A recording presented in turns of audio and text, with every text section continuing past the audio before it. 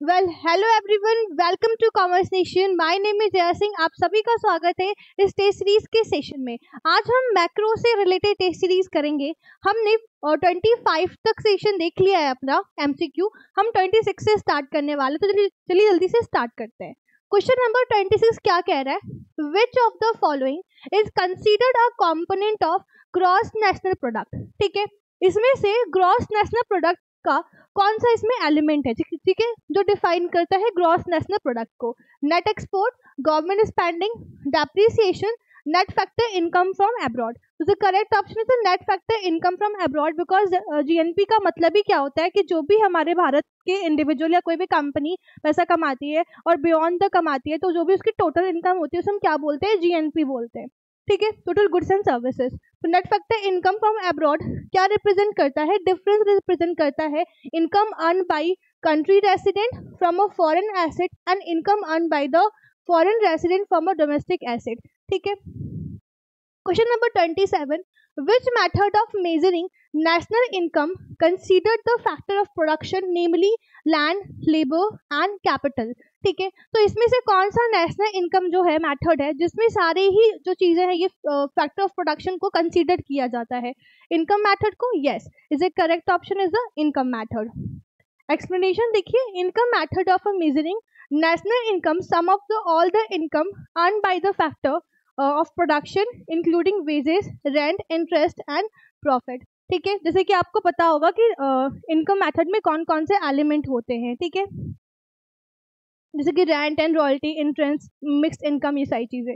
Question number 28, in the context of a national income accounting what does the double counting? ठीक है, national income में double counting का मतलब क्या है?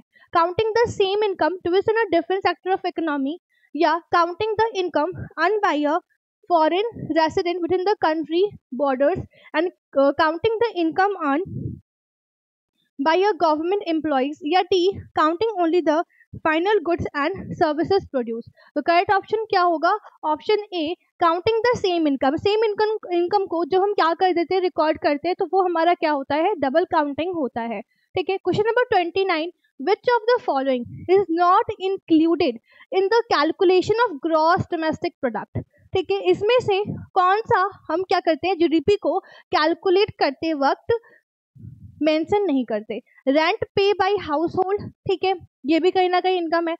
Investment in a few new factories, value of use car sold. ठीक है, तो करेक्ट ऑप्शन इज सी, कि आप क्या कर रहे हो, आप गुड्स को पहले क्या कर चुके हो, यूज कर चुके हो, फिर उसका सोल्ड कर रहे हो सेकेंड हैंड, तो इसको हम क्या करते हैं? रिकॉर्ड नहीं करते। ठीक, question number 30, which measure of national income take into account the value final goods and services produced within a country minus the value of intermediate good?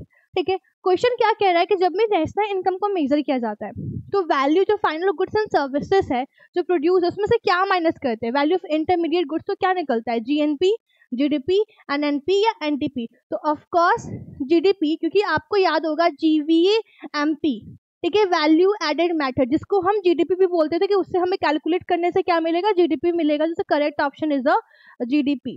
ठीक है, जीडीपी क्या कंसीडर करता है? Only the value of final goods and services produce without including intermediate good, avoid the double counting. ये क्या avoid करता है? Double counting avoid करता है। ठीक है, अगर कोई भी मिसअंडरस्टैंडिंग है इसमें तो आप वैल्यू एडेड मेथड देख लो, उसमें आपको क्लियर हो जाएगा इसका कॉन्सेप्ट। ठीक है, question number 31, which economic indicator provide insight into the overall economic well-being of a country? ठीक है, इसमें से कौन सा इकोनॉमिक इंडिकेटर है जो इकोनॉमी को क्या करता है? Overall wellbeing of a country बनाता है। ठीक है, taking into the account not only income, सिर्फ इनकम से नहीं, बेसिकली लाइक हेल्थ से, एजुकेशन से एंड एनवायरमेंट से, क्वालिटी से। तो ऐसा कौन सा है हमारा? जीडीपी नहीं है, yes is a correct, human development index. ठीक है, तो एचडीआई क्या है? एचडीआई जो है आपका वो क्या कंसीडर करता है? बियॉन्ड द इनकम, ऐसा फैक्टर है जो इनकम के beyond, such as life expectancy, education and per capita income में भी क्या करता है? मेजरमेंट करता है, ध्यान करता है। ठीक है, question number 32, according to the Keynesians consumption function, consumption is a primarily influenced by. ठीक है, किनेशियंस कंजप्शन फंक्शन के अकॉर्डिंग किस पे कंजप्शन को उन्होंने किस पे इन्फ्लुएंस किया था? प्राइमरी उनका क्या था? Relative income, permanent income, disposable income या wealth? The correct option is disposable income. Basically जो हमारे किनेशियन थे वो क्या करते थे, उन्होंने ये कहा था कि जो भी कंजप्शन, जो भी हमारा क्या है, एक पर्सन है वो क्या करता है, वो सबसे पहले जो भी उसके पास पैसे आते हैं उसमें से वो पहले टैक्स को पे करता है और जो भी पैसा बचता है फिर वो उस पर स्पेंडिंग करता है। ठीक है, तो Keynesian consumption function suggest the consumption. तो कंजप्शन किस पर डिटरमाइंड होती है? बाय डिस्पोजेबल इनकम पे। ठीक है, मतलब कोई भी हाउस होल्ड है, कोई भी बंदा है, उसके पास अगर उसकी इनकम आ रही है, ठीक, तो उस इनकम में से पहले वो टैक्स पे करेगा, उसके बाद जो उसका पैसा बचता है उसी को हम डिस्पोजेबल इनकम कहते हैं। ठीक है, तो किनेशियन की कंजप्शन फंक्शन प्राइमरी किसको इन्फ्लुएंस करती है? डिस्पोजेबल इनकम को। 33 the relative income hypothesis poses that an individual consumption is influenced by। ठीक है, अब देखिए यहाँ पे क्या है, रिलेटिव इनकम हाइपोथेसिस, ये आपकी एक थ्योरी है। ठीक है, हमारी ये इम्पॉर्टेंट है, इसीलिए यहाँ पे मैं आपके लिए पहले इसे बना के लाया।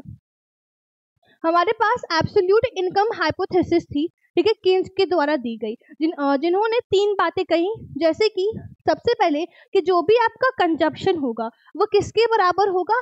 करेंट डिस्पोजेबल इनकम के बराबर होगा। ये किसने कहा? किन्स ने कहा। और किन्स ने कौन सी थ्योरी दी थी?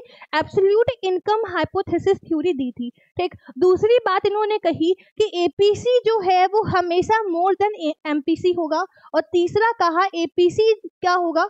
घटेगा जब जब हमारी इनकम बढ़ेगी। ठीक है, जब हमारी इनकम बढ़ती है हमारी एपीसी क्या होती है?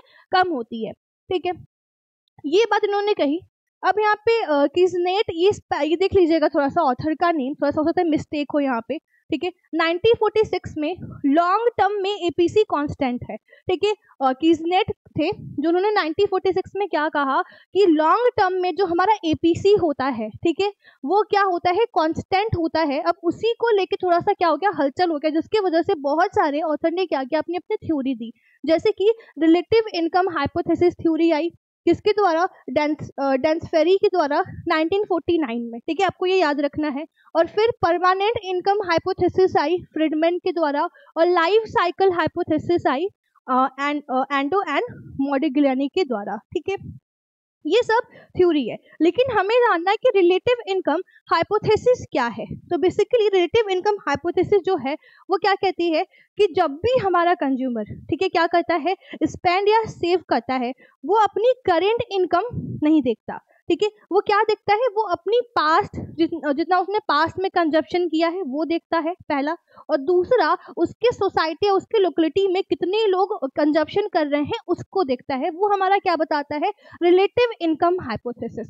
ठीक है, समझ आया? तो रिलेटिव इनकम हाइपोथेसिस में बेसिकली ये बताया गया है कि जब भी एक कंज्यूमर है वो अपनी करेंट इनकम पोजीशन को या करेंट जो भी वो स्पेंड कर रहा है या सेव कर रहा है उसको नहीं देखता, इनकम नहीं देखता, वो अपनी पास्ट स्पेंडिंग देखता है और जो भी अपनी लोकेलिटी की जितनी भी कंजप्शन है उसको देखता है। ठीक है, ये था रिलेटिव इनकम हाइपोथेसिस। अब यहाँ पे for example A B C 3 यहाँ पे लोग हैं। ठीक है, ए की इनकम 1000 है, बी की 2000 है और सी की 3000 है। ठीक, तो यहाँ पे एपीसी जो है सी का कम होगा बिकॉज ऑफ, क्योंकि इसकी स्टैंडर्ड बनी हुई है पहले से। ठीक, वो सारी चीजें यूज कर चुका है, अब जैसे उसकी इनकम बढ़ेगी उसकी एपीसी कम होगी। और इसकी एपीसी क्या होगी?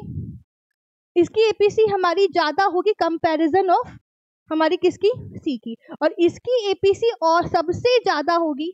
ठीक है, यहाँ पे कंपैरिजन करें, सबसे ज्यादा होगी किसके? इन दोनों के कंपैरिजन सबसे ज्यादा किसकी होगी? ए की होगी। ठीक है, तो यहाँ पे अगर आप देखो ध्यान से तो यहाँ पे वो अपनी करेंट इनकम को नहीं देख के वो क्या देख रहा है? अपनी पास्ट देख रहा है और अपनी जो भी लोकेलिटी है उनकी स्पेंडिंग को देख रहा है। ठीक है, वही हमारा रिलेटिव इनकम हाइपोथेसिस बताता है। बेसिकली मैंने आपको इंट्रो दे दिया क्या होता है, तो देखते हैं क्या लिखा है। Relative income hypothesis poses the individual consumption. Individual की कंजप्शन किस पे इन्फ्लुएंस करती है? करेंट इनकम पे? Is no. Their income relative income of other permanent या वेल्थ? तो यस, देयर इनकम रिलेटिव, ठीक है, अपनी पास्ट, और दूसरा इनकम ऑफ अदर, अपनी लोकेलिटी की अदर लोग की क्या देखती है? स्पेंडिंग देखती है। 34 according to the permanent income hypothesis consumption is determined. ठीक है। परमानेंट, अभी मैंने यहाँ पे दिखा था कि परमानेंट इनकम हाइपोथेसिस जो है फ्रीडमैन के द्वारा दिया गया है। तो बेसिकली परमानेंट इनकम हाइपोथेसिस क्या होता है, नाम से पता चल रहा है परमानेंट, ठीक है। ये भी अपने करेंट इनकम पे डिपेंड नहीं होता है, ठीक है। ये किस पे होता है, परमानेंट इनकम पे डिपेंड होता है, परमानेंट इनकम पे डिपेंड होता है। तो इसी का नाम क्या है, परमानेंट इनकम हाइपोथेसिस, ठीक है। सपोज आप मान लो आप कहीं जॉब कर रहे हो, आपको लग रहा है कि अच्छा 2 महीने तक मेरी जॉब सिक्योर है, उसके बाद दूसरे जॉब पे, तो वो परमानेंट में क्या, परमानेंट इनकम हाइपोथेसिस में नहीं आएगा। अब आपकी कहीं जॉब है, आप हमेशा वहां पे काम करो, तो वो आपकी परमानेंट इनकम हाइपोथेसिस होगी, ठीक है। तो क्या होगा, current income not permanent income only, ठीक है। 35. Which of the following factor emphasizes permanent income hypothesis determine consumption? Wealth accumulation पे, expected future income पे, government policies, या आपका current disposable income, ठीक है। तो क्या होगा इसका, एक्सपेक्टेड फ्यूचर इनकम, ठीक है। ध्यान से समझो क्या कह रहा है कि इसमें से कौन सा ऐसा फॉलोइंग है जो परमानेंट इनकम हाइपोथेसिस को डिटर्मिनेट करता है कंजप्शन पे। तो ऑफ कोर्स हम फ्यूचर क्या देखते हैं, फ्यूचर एक्सपेक्टेड फ्यूचर इनकम पे हम ये बेसिस करते हैं कि हमारी इनकम परमानेंट है, ठीक है, ये सब, ठीक है। 36. The Keynesians consumption function suggest that the marginal propensity to consume MPC क्या होता है, increases as income increases, decreases as income increases, remain constant and regardless of income, या depend wealth and accumulation। so decreases as income increases, ठीक है, ठीक है। 37.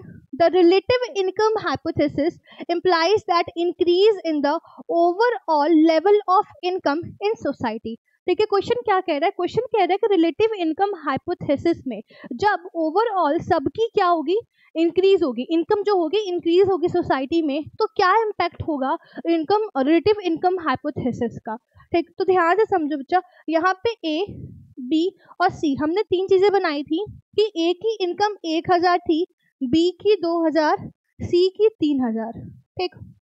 अब यहाँ पे इसकी एपीसी सबसे ज्यादा है बिकॉज ऑफ ये क्या कर रहा है, अपनी सारी कंजप्शन को पूरा कर रहा है, अभी स्टैंडर्ड मेंटेन करने के लिए उसको एपीसी अपना ज्यादा करना पड़ेगा, ठीक। लेकिन अगर हम इन तीनों की इनकम सेम प्रोपोर्शनल में बढ़ा दें, इसकी इनकम 2000 बढ़ जाए, इसकी इनकम 3000 हो जाए और इसकी इनकम 4000 हो जाए, तो इस केस में जब प्रोपोर्शनली इनकम क्या होती है, बढ़ती है, तो एपीसी हमारा क्या होता है, कांस्टेंट होता है, क्या होता है, कांस्टेंट होता है।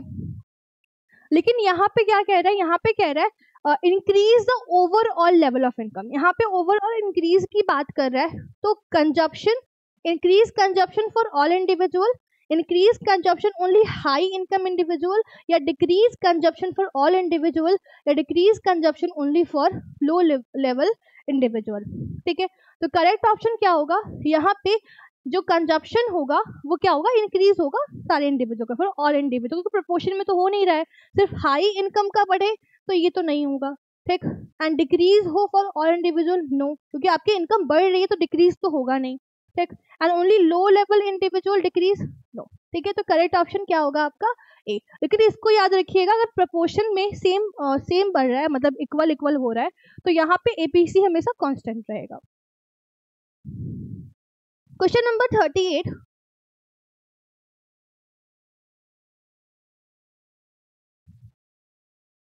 ओके, 38 क्या है हमारा, the concept of permanent income hypothesis refers to क्या है, individual average income over a short time period, individual current income, and individual income remain constant over time, या individual long term average income, ठीक है,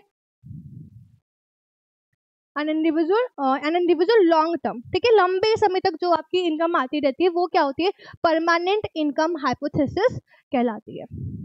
in a permanent income hypothesis, permanent income refers to individual, कोई भी एक individual उसकी क्या है, long term average income क्या कर रही है, रिफ्लेक्ट कर रही है expected income over extended period, तो वो हमारी किस में आती है, परमानेंट इनकम हाइपोथेसिस में आती है।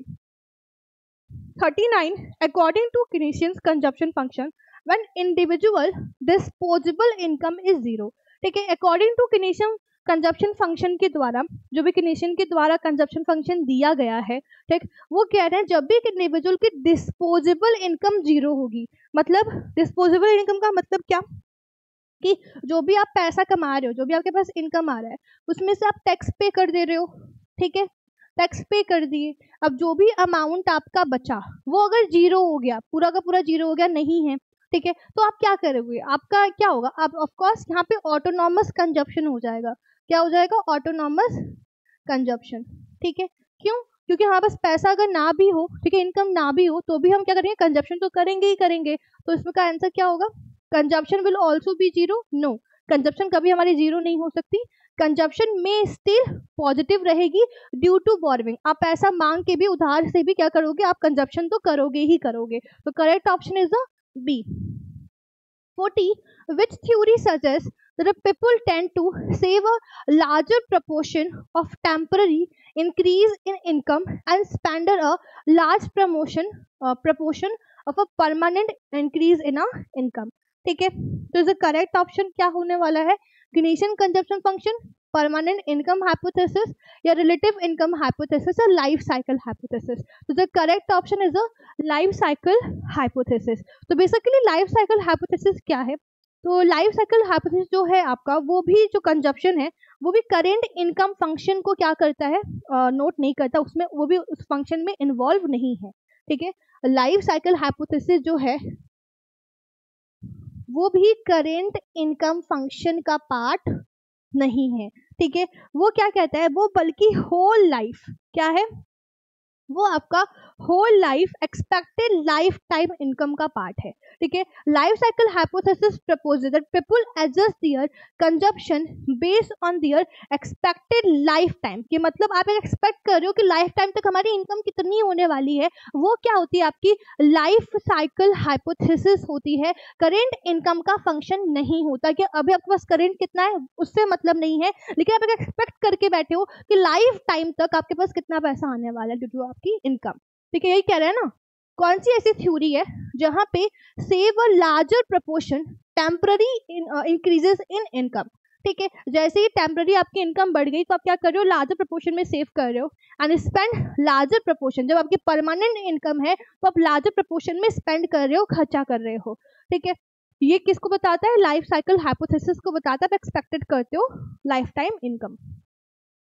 41, the Keynesian consumption function is associated with the idea, ठीक है। तो Keynesian consumption function क्या है, the consumption decisions are forward looking and based on expected future income. Consumption decisions are influenced by social comparison and relative income. या consumption decisions are solely determined by current disposable income.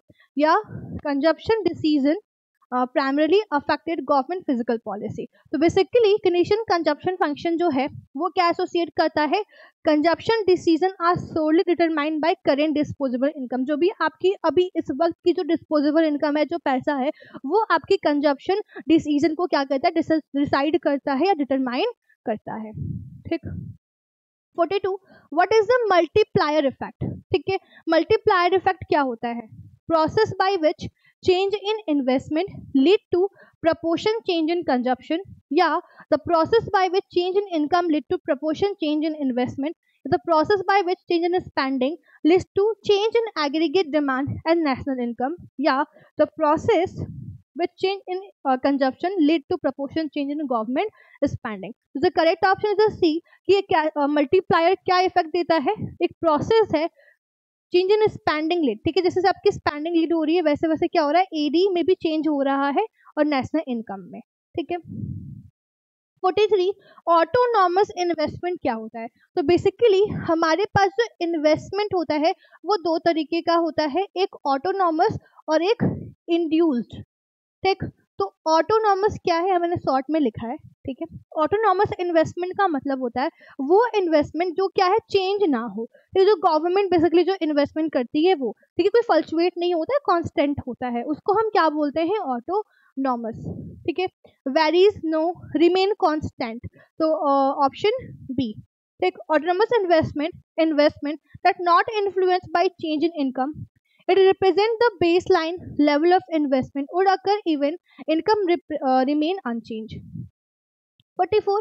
अभी हमने देखा induce का मतलब ये basically government run करती है, मतलब गवर्नमेंट इन्वेस्टमेंट करती है और ये फर्म करती है. तो फर्म अगर करेगी तो ऑफ कोर्स ऐसी इन्वेस्टमेंट जो फ्लक्चुएट होती है, ठीक है, जो एम प्रॉफिट होता है. Determined by government, know very change in interest rate depend on the level of income या अनरिलेटेड चेंज इन इनकम. ठीक है, तो करेक्ट ऑप्शन क्या होगा इसका? is a C. Depend on the level of income. Induced investment refers to investment change response change in the level of income. 45. The multiplier can be calculated. Multiplier कैसे calculate करते हैं? Formula क्या क्या है? Change in income divide by change in investment, change in investment divide by change in income, या marginal propensity to consume, ठीक, multiply marginal propensity to save. Is the correct option is a C. यही होता है? नहीं, sorry, C नहीं है इसका answer. Reciprocal of marginal propensity to consume. ठीक है, हाँ, करेक्ट ऑप्शन क्या होगा आपका? डी. ठीक है, reciprocal of marginal propensity to consume. अब देखिए मल्टीप्लायर का फॉर्मूला क्या क्या होता है आपको पता होना चाहिए. तो बेसिकली सबसे पहले जो फॉर्मूला होता है delta Y upon delta I, उसके बाद दूसरा K equal to 1 upon 1 minus MPC, K equal to 1 upon MPS. ठीक है, ये आपके पास क्या होते हैं? थ्री फॉर्मूले होते हैं. किसके? मल्टीप्लायर के. ठीक है, question number 46. If the marginal propensity to consume MPC is 0.8, what is the value of multiplier K? ठीक है, 5, 2.5, 4, 0.2. ठीक है, तो कैसे होगा सॉल्व? तो फॉर्मूला आप जानते हो, K equal to 1 upon 1 minus MPC. तो 1 अपॉन 1 माइनस MPC कितना है? 0.8. 1 अपॉन 0.2, तो आंसर आ जाएगा 5. Is the correct option is 5.